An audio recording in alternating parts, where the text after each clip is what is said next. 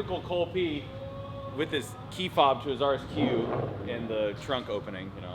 Anyway, so if you've been to the shop or you've seen our pictures, you've seen this white R8 sitting around that just never seems to move. It's just always there. Well, it was Cole's. He bought it with plans to twin turbo it and just didn't really like the car that much. Cole prefers his 90s shitbox JDM cars. That's what he likes. He doesn't like the expensive V10 cars. So he got a trade offer for his R8, and they just finished the deal. He's about to bring it in right now, and it's a really, really sick car.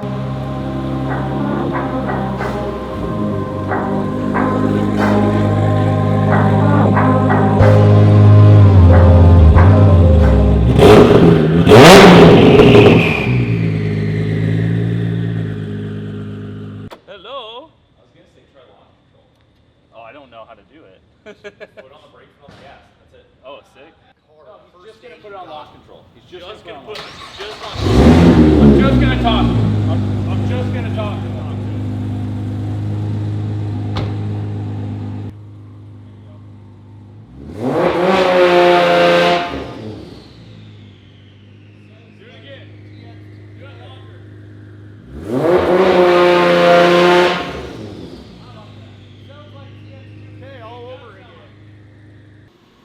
For a racing seat, they actually fit good. We could put a skateboard grip. Oh my god. On the butt. Wow.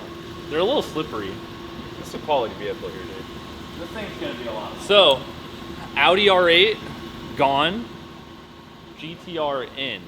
And I know that that might be a crazy trade, but for me, I feel like it makes sense. Big Nissan guy, big GTR guy. So, my friend kind of was talking about, you know, we were talking about cars together, and he found out that I was actually talking about getting rid of my R8, and he asked me if I wanted to trade. So, yeah, we kind of just did a trade. So, give you the details on this car. It makes a little over 1,200 horsepower.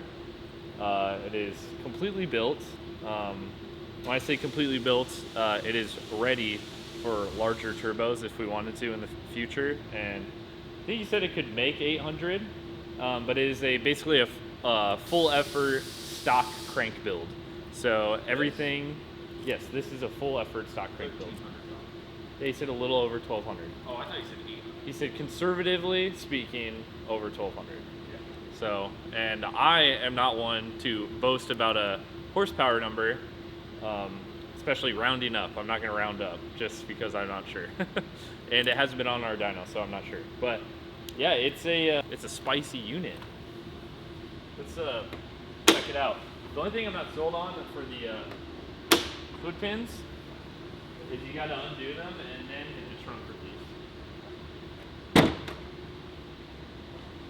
Being instant is carbon fiber, it's still probably better to have them on there.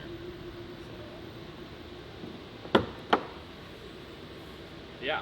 Wow, it's almost like I just worked on this. We just did some cosmetic stuff to it, but the last people that had this was Workhorse Performance. It just got, I think it just got the transmission and everything. Transmission, and I think they did the 12 injector setup on it when it was there too. So, no, it sounds ridiculous that I don't know all of the details on the car, but there's so much here, so many parts, that it was honestly one of those things where it was worth it for me to just do the trade and get into something that I've always kind of wanted to experience. Being a GTR guy, a Skyline GTR guy, I've never experienced an R35. So this is a pretty wild R35 to be my first one. Yeah, it's all right.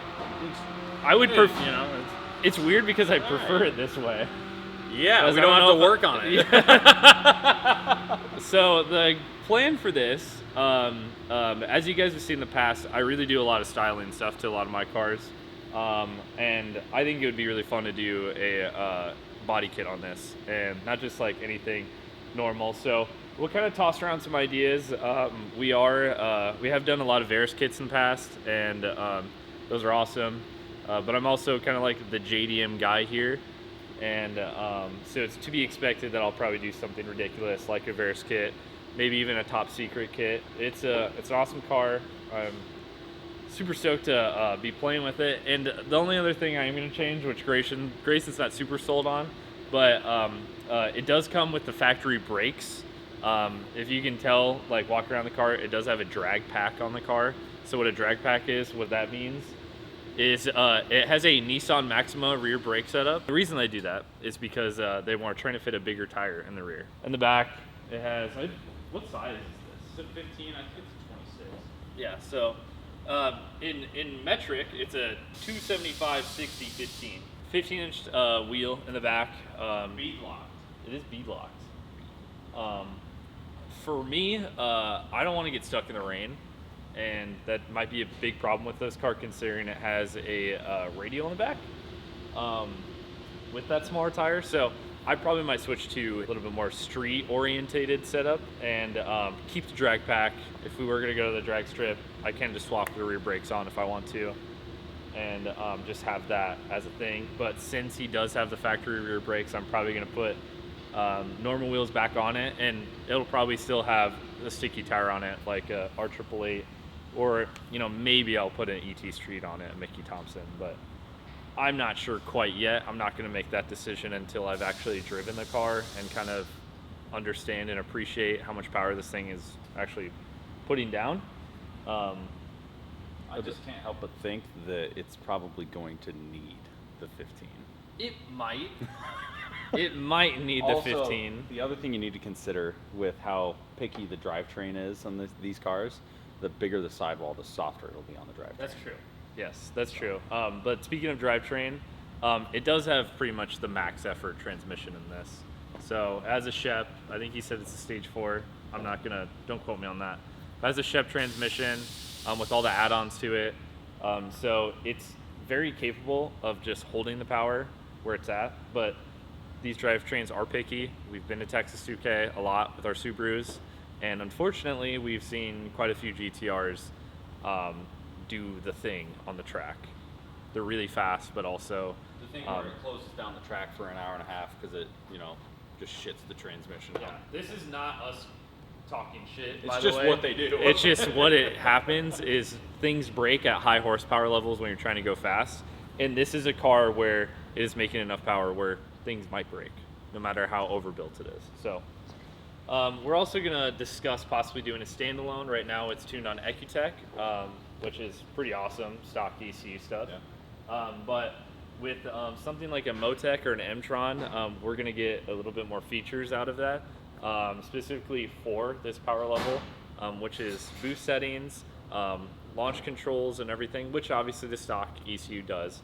But the capability of controlling the all-wheel drive system and everything is huge on these cars being actually fast.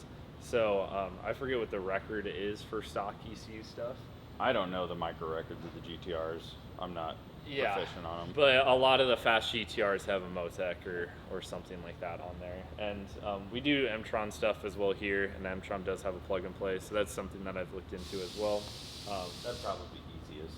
It would be easiest because it is a plug-and-play solution, and then we are a Cyvex dealer, so that's possibly something that we'll do as well. So lots of fun stuff. But I think it's nice because we won't have to turn a wrench right away to make it fast, because it's already probably going to be one of the fastest cars in the shop, arguably the fastest. Yeah. So on the street, until Justin races me in the Civic, and then the Civic will be faster. And then we're going to move the turbos up here.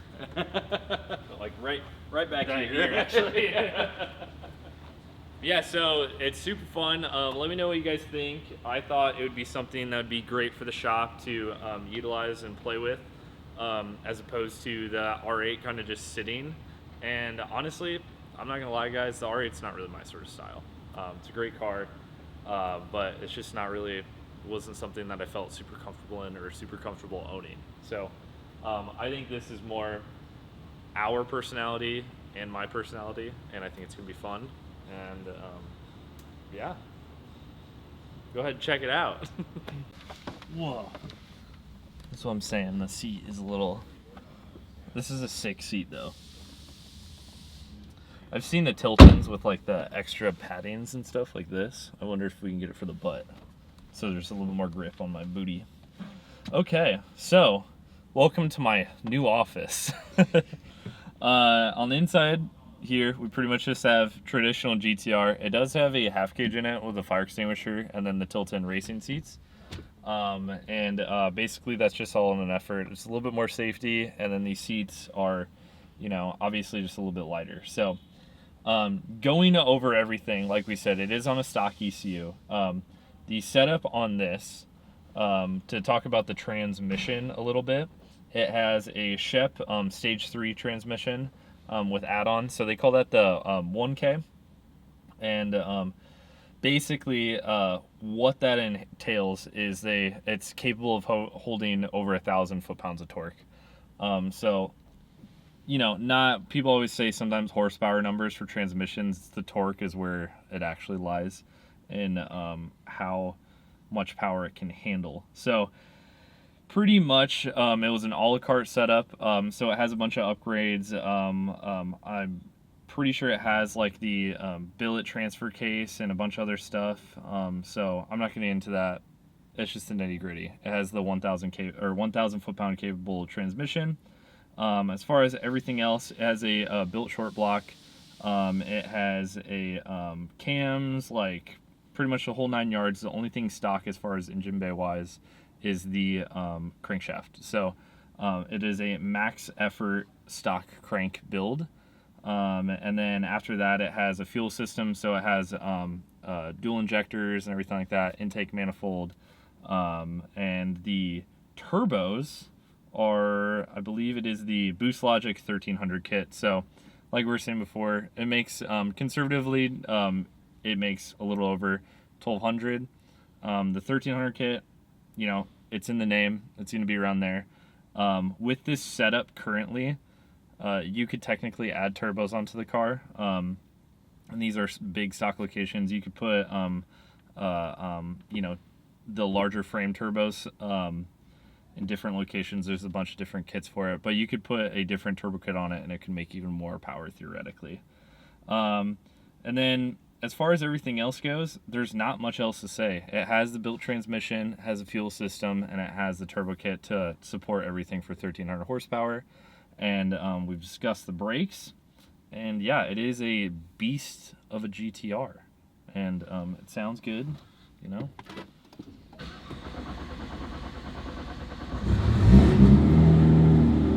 The starting on it is a little bit slow cranking, but that's just, you know, aftermarket intake manifold and different fuel system, everything like that. We could maybe polish it out a little bit. Not too concerned about that. But man, I love that. I love having the GTR like gauges and everything. It's so sweet. All sorts of fun stuff. Awesome. Yeah, it's gonna be pretty awesome. And well, let's turn off the car. And well, let us know if you guys want to see more about this car. Like we said before, I'm probably just gonna do some fun stuff to it right away and make it a little bit more mine, by doing some cosmetic things, possibly wrapping the car, and you know, kind of like working around this existing setup, keeping everything performance, like, you know, understanding that we have a really good base to build upon, and make it a little bit more one of a kind, like for us. So yeah, it's gonna be awesome. But yeah, let us know in the comments if you guys are excited for this and what you would like to see content wise on this.